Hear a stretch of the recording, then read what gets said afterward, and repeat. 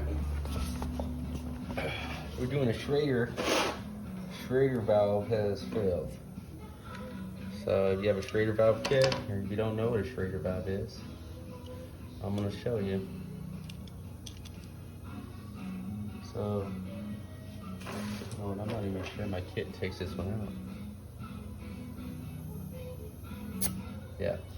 Okay, so here's a Schrader valve remover, and my Schrader's leaking. So it usually goes like this, and I have air in my tire. And I wonder if it came around on this side, the lighting would be better. Yeah, that's pretty good. All right.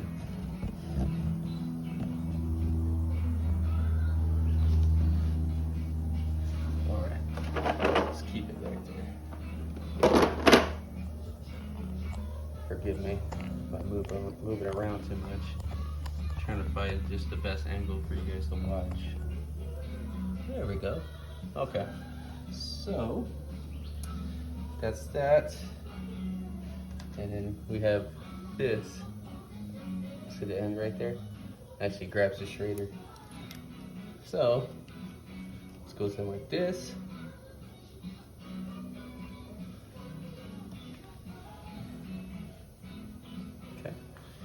So you're going to be able to get this long tube in there, and you can kind of feel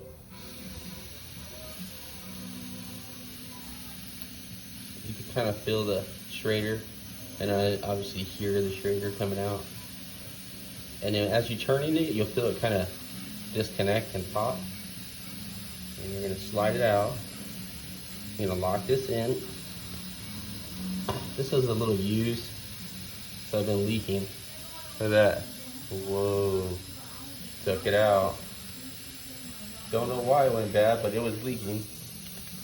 So I got a new one. Yeah.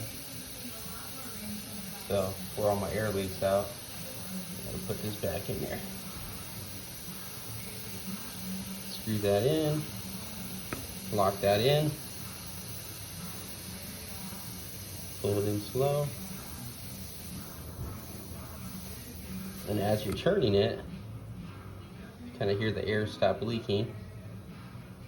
Don't turn it too much because it's a rubber valve stem. So, and that's it.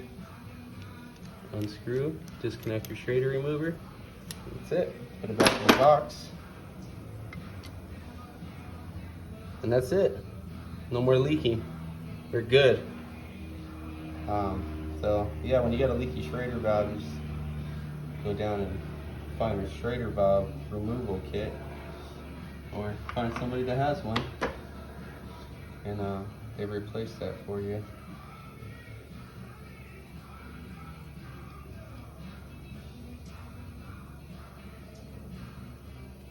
All right, thanks for watching.